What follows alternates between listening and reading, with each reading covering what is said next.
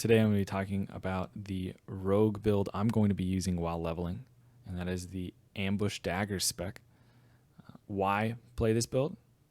There's a few reasons. The biggest one is fun. It is a very fun build, and it personally for me is a lot more enjoyable than combat swords.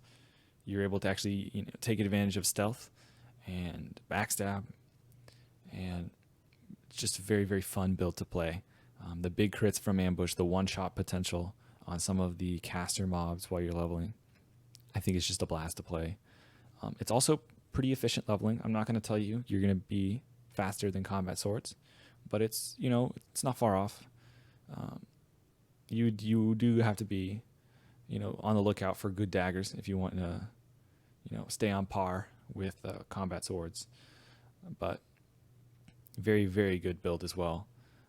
It's not just for fun. It's also, a strong leveling build. And those are the main reasons why I'm playing it. I think it's just a lot of fun and very good. Very good. And you're going to see right away, let's just get into how do you get 100% crit chance.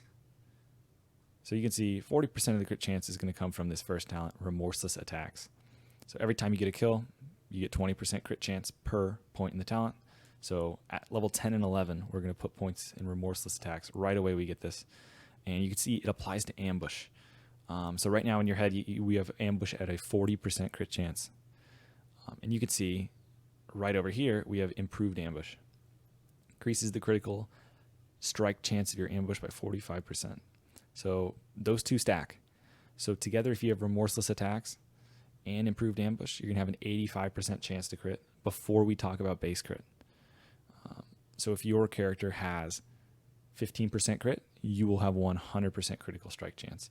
And you can get 15% crit from gear. If you're really geared, you can have 15% crit. But there's also a few talents, like the Dagger Specialization talent and the Malice talent, although we won't be getting them in this build super early. They can help you get to that 100% crit chance. But even if you only have, let's say 10% crit from gear, you're going to have a 95% chance to crit with ambush while Remorseless Attacks is up. So that's how you do the 100% crit chance. And now I'll just go over the skills in order of how you get them. So like I mentioned, Remorseless Attacks is your first 2 points. Over at level 12, you're going to head into Subtlety. The reason you go Subtlety is you're trying to get to improved ambush. As soon as you get to level 24, you should have close to 100% crit chance, depending on how much crit you have. So Opportunity is obviously a great talent. 20% damage to the ambush as well as the backstab. Definitely significantly better than Master Deception while leveling. So just take this one. A lot of damage. Camouflage. You're going to be stealthing around while leveling. You need the speed. Neither of these two are particularly good for leveling. Obviously, straight into the improved ambush. 3 points. Ghostly Strike, I don't know. I take it for PvP. If you're not doing a lot of PvP, you could put an extra point in initiative. You are going to be, if you're using daggers, Ghostly Strike is not the greatest. You're already going to have Hemo, as you were about to see, so you don't necessarily need Ghostly Strike, but I take it for PvP.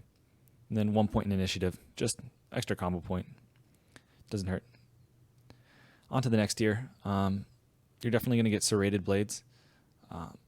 You use the last 3 points. It's not the greatest talent, so use the last 3 points that you use for this row, because you do want to get Hemorrhage as soon as possible, but like for me, I'm going to put 2 points in Improved Sap and then 3 points in Serrated Blades. So depending on what you pick, always do the other talent first. And then here's your first big choice. So you can start going into Improved Sap, or you can put points into Initiative. I personally am going to go for the Improved Sap so that I can, when sneak up on 2 enemies, sap one, ambush another. I personally just want to have the option to sap while playing Classic. But if you're leveling really fast, you don't really need the Improved Sap. Sap is not that great in Classic anyway, but I like having the option. So I go ahead and put 2 points in it. It's good for PvP as well. 2 points now, and then I'll put 1 point in at the end of the tree. So now your next row should be unlocked. I go 1 point in hemorrhage first, just because you're going to use it so often. It's going to be just lead to a ton of damage. Great for building up combo points. I'm sure you all know how great hemorrhage is. As soon as you get hemorrhage, though, it does emphasize a fast offhand. So just keep in mind, if you're having trouble deciding between two offhands, the one that's a little faster might be better because of hemorrhage. And then you have preparation. Of course, you're going to take preparation if you go this far in sub. Note that preparation does work with, everything. So when we end up with Blade Flurry, just know that preparation works on that. If you end up getting Cold Blood, it works with that. Preparation works with everything. So great talent. Once you have this, every 10 minutes you have a get out of jail free card in addition to the Vanish blind that you already have. And when you're using prep, make sure to blow all your cooldowns before pressing it. So if you're about to press prep, you press evasion first and then prep. Just get some extra usage out of the skills before you prep. Now I choose to stop here. Dirty Deeds is obviously very good for PvP, but since we are leveling and using ambush, I don't go for it. And premeditation is not very good. 2 combo points every 2 minutes is really not good. And deadliness, I've read on forums and stuff, I'm not certain about this, but I've read people saying that it is bonus attack power, in which case it would be really bad because you're not going to have that much attack power leveling. So overall, just not worth continuing down in sub. You got what you wanted. You got the improved ambush. From here, you're just trying to, the target talents now are going to be improved backstab, dagger spec, blade flurry. So these are kind of few of the talents that I have my eye on. I say, you know what, and especially precision. I need to mention precision. This is why you go combat next, because you could get some other things in assassination, but I mean, nothing really comparable. So we definitely want to go down combat next. 3 points in improved gouge. This is really good. You can gouge enemies. Sometimes you can re-stealth off of a gouge. You'll be able to bandage more while the enemy's gouged. It's just really good. Must take. Then at this point, you're going to already have hemorrhage, so you might as well just get a little bit of dodge. No real reason to go for improved Sinister Strike. And then improved backstab. This one's going to make your backstab do a ton of damage. Just keep in mind, remorseless attacks does apply to backstab. So if you're doing a dungeon and you get a kill on an enemy, you'll have 40% crit plus 30% from this. So after you get a killing blow, if you're still in combat, a lot of times you can get, really high amounts of almost 80-90% chance to crit with your backstab as well. So keep that in mind. This is a great talent. This is going to be very useful in dungeons when you're spamming backstab. Precision, definitely pick this up for the increased hit chance. It's just leads to a lot of DPS. Proof sprint, I take it here. You could go with endurance, but I think endurance is it's going to save you some time down the road, but at this point you should have your mount. You're going to be over 40, so it's not as essential, whereas proof sprint's going to save your life for PvP. If you're on PvE server, actually you probably take endurance on a PvE server, but for PvP server, go for improved sprint for sure. Big deal against mages. Really, I mean, it's useful against warriors that are hamstringing you, getting frost bolted, anything. It's great.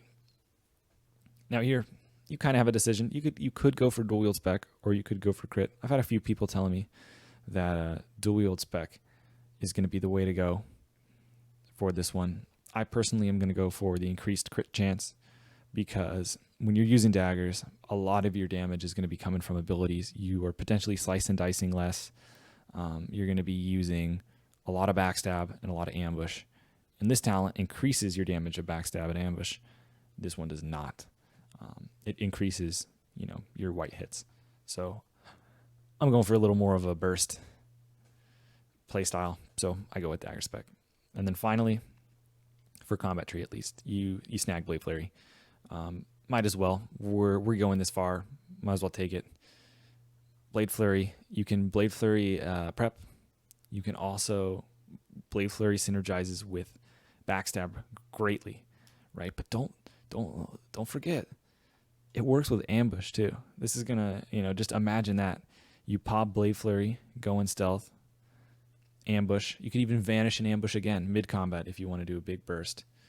You could prep, vanish again, and ambush. So a lot of burst potential with Blade Fury in dungeons, but might as well take it for leveling too. So you get 5 points left at this point. 6 points if you did not end up going 1 extra point in sap after you finished subtlety. And with those 5 points, you could put a few points into weapon specialization here, dual wield specialization, and head down towards weapon expertise. But with 5 points left, I just go straight for the crit. I want the big crits. What can I say? Again, same as Dagger Spec. You could go for dual wield specialization. You could put points in improved kick. You could put like 1 or 2 points in weapon expertise. It's the last 5 points. They're the least important while leveling. You're going to respec at 60 anyway, but this is the build. So just a quick summary of what you're going to get at the end. You're going to have the 100% crit chance ambush while you have remorseless attacks. You're going to have 10% crit from talents alone. You're going to have 30% improved backstab. So with these talents, you will have 100% crit chance no matter what. You will actually go over 100% with these 2 talents. And your backstab will be 10 plus 30. So it's going to be 40% plus you're going to have like 10 just for being, base stats. If you have gear equipped, you're going to have at least 10%. So you're looking at a baseline 50% crit chance backstabs as well. So that's the build.